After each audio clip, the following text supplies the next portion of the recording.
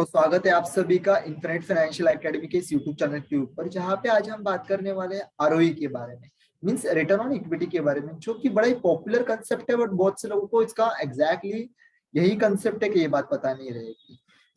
मैं बात करूँ आरओई के बारे में कि आरओई एक प्रॉफिटेबिलिटी रेशियो है जो कि फंडामेंटल एनालिसिस में हमारे काम आता है। एंड बेसिकली आरओई बड़ा ही पॉपुलर भी है।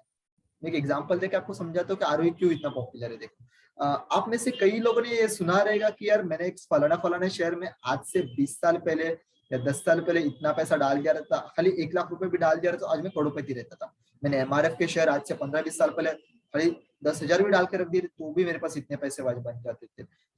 ये क्या है? ये है रिटर्न्स जो उस कंपनी ने, उस पर्टिकुलर शेयर ने आपको over the period of time में कमा के दिए हैं। बराबर है। बात करूं मैं रिटर्न्स की, तो देखो रिटर्न्स 1 हफ्ते की भी हो सकते हैं, 1 महीने के भी हो सकते हैं, 3 महीने के, 6 महीने के, 1 साल के भी होते हैं। बराबर है। इस over the period of time में कंपनी में जितना भी आपको रिटर्न्स बना के दिया जाता है उसे हम कहते हैं ROE, means return on equity. कि आपके अंदर कोई शेयर आपके पास पड़ा है जो कि 100 रुपए का है, कल को जाके आप 1 महीने बाद जब उसको बेचते हो तो 110 रुपए का जब हो जाता है, जो 10 रुपए का जो आपको मुनाफा होता है, दैट इज और your returns on that particular share, जो कि 10% होता है। राइट। आरओई को फाइंड आउट करने का बड़ा ही सिंपल फॉर्मूला है, ROE is equal to net profit divided by total shareholders equity.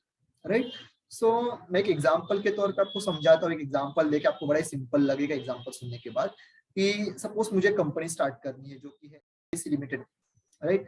ABC limited start करने के लिए आई नीड 100 रुपीज, कि मुझे 100 रुपए की जरूरत है। बट राइट नाउ मेरे पॉकेट में या फिर मेरे कुछ दोस्तों से या मैंने पब्लिक से एक्यूमुलेट करके मैंने 50 रुपए का अरेंजमेंट कर दिया है। जिनसे भी मैंने जो भी पैसा लिया है उनको मैं कोई भी ब्याज देने वाला नहीं हूँ। मैं कोई भी प्रॉमिस नहीं कर रहा हूँ कि मैं तुमको इतना एक सर्टेन कमीशन दूंगा। इफ मेरी बिजनेस अच्छा चला, मेरी कंपनी प्रॉफिट में रही तो कमाएंगे, इफ नहीं चली तो वो नुकसान में जाएंगे। बट मैं साइमल्टेनियसली कुछ कर्जा उठाऊंगा जहां पे मैं उन कंपनीज को, मैं जो भी जिससे भी डेप्ट लूंगा उनको मैं प्रॉमिस करूंगा कि मैं आपको इतना एक सर्टन 10% साल का दूंगा 50 रुपए के ऊपर। बराबर है। ये जो पैसा मैंने खुद से जमा किया है, पब्लिक से जमा किया है, दोस्तों से जमा किया, वो मेरा इक्विटी शेयर कैपिटल है। राइट। मैं उन लोगों को मेरे कंपनी का शेयर होल्डर्स बना रहा हूँ। यहाँ पे जो मैंने पैसा एक्यूमुलेट किया है एज ए कर्जे के तौर पे, दैट इज माय डेब्ट कैपिटल। बराबर है। Equity shareholders are the owner of the company, they are having their voting rights in annual general meeting. बराबर है। बट यहाँ पे इन लोगों को कोई भी वोटिंग राइट्स या फिर मीटिंग में पार्टिसिपेट करने का कोई भी राइट नहीं होता है बेसिकली।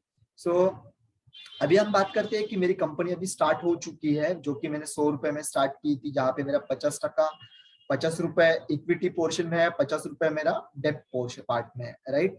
एंड ये जो मेरी कंपनी है इसने 1 साल बाद मुझे टोटल 20 रुपए का मुनाफा करके दिया है। कितना? 20 रुपए का मुनाफा करके दिया है 100 रुपए के कैपिटल के ऊपर। ये जो मेरा 20 रुपए का मुनाफा है, मुझे इस 20 रुपए के मुनाफे में से, प्रॉफिट में से सबसे पहले मुझे क्या लेस करना होगा? जो मेरे डेब्ट होल्डर्स है, मेरे जिनसे भी मैंने कर्जा लिया है, मुझे उन सबसे पहले उनको इंटरेस्ट पे करना होगा, जो कि मैंने 50 रुपए का डेब्ट के ऊपर 50 रुपए का डेब्ट मैंने 10% इंटरेस्ट के हिसाब से उठाया था मार्केट से। बराबर है। 50 रुपए का 10% 5 रुपीज होता है बेसिकली। आपको 20 रुपीज प्रॉफिट में से 5 रुपीज डिडक्ट करना है तो आपका ओवरऑल जो आंसर आएगा दैट इज 15 रुपीज। ये आपका नेट प्रॉफिट है कंपनी का। मैं अभी बात करूं कंपनी के आरओई के फॉर्मूले की, तो रिटर्न ऑन इक्विटी का फॉर्मूला आपको ये बोलता है कि ROE is equal to net profit divided by total shareholders equity. आपका नेट प्रॉफिट कितना है यहाँ पे? 15 रुपीज। आपका टोटल शेयर होल्डर्स इक्विटी कितना है? 50 रुपीज का। तो 15 डिवाइडेड बाय 50 इफ आप करते हो तो आपका 30% आपका रिटर्न है। आपने पूरे साल भर में कितना टका रिटर्न कमाया है आपके इक्विटी शेयर कैपिटल के ऊपर? 30%। क्या आप सोचते हो कि ये कंपनी बड़ी अच्छी है कि आपने 1 साल के अंदर कुछ पैसा लगा के आपने 30% मुनाफा कमा लिया है? डू यू थिंक कि ये बड़ी अच्छा इन्वेस्टमेंट ऑप्शन है? नहीं, ये इसको चूज करने का एकदम एक सिंपल पैरामीटर नहीं हो सकता। इसके लिए मैं आपको और एक एग्जांपल देके समझाता हूँ। देखो कि अभी मुझे और एक कंपनी स्टार्ट करनी है जो कि मेरे रहेगी सीबीडी प्राइवेट लिमिटेड। बराबर है। मुझे सीबीडी प्राइवेट लिमिटेड स्टार्ट करने के लिए मुझे कोई भी कर्जा उठाने का जरूरत नहीं पड़ा। मैंने totally equity share capital raise किया है। 100% मेरा इक्विटी शेयर कैपिटल है। एंड इस इक्विटी शेयर कैपिटल करके मेरी कंपनी पूरे साल भर में बहुत अच्छी काम की एंड मैंने पूरे साल भर में 10 रुपए का मुनाफा कमाया। ₹100 का कंपनी का वैल्यूएशन के ऊपर। सो मेरा जो ₹10 का मुनाफा, इफ आप देखोगे परसेंटेज में, तो मैंने पूरे साल भर में 10% कमाया, बराबर है। सो अभी हम मुनाफे को कंपेयर करते हैं कि मेरा जो एबीसी का जो मुनाफा है दैट इज ₹15, बराबर है, that is 30% of total return. But if आप देखोगे तो सीबीडी प्राइवेट लिमिटेड का, तो सीबीडी का जो टोटल मुनाफा है दैट इज ₹10 नेट प्रॉफिट इस in percentage that is only 10%। सो आपको क्या लगता है कि एबीसी अच्छी है, सीबीडी अच्छी है? सो बेसिकली देखो, इसमें जज करने के कुछ पैरामीटर्स हैं कंपैरिजन करने के।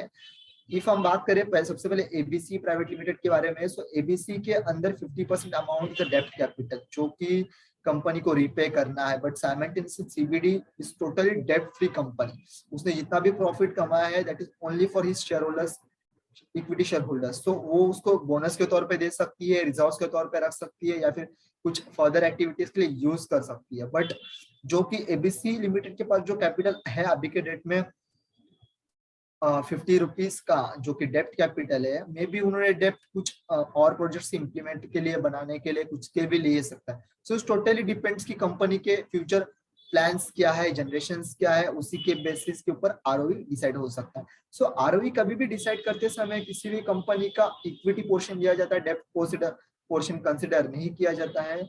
सो आप ये बात ध्यान में रखिए हमेशा। एंड मोस्ट इंपोर्टेंट थिंग, कभी भी आप किसी भी कंपनी का इफ आरओई देख के इन्वेस्टमेंट करना चाहते हो तो आप कंसिस्टेंट प्रॉफिट देखिए कि आरओई ने कितने आरओई मेंटेन करके चल रही है कंपनी।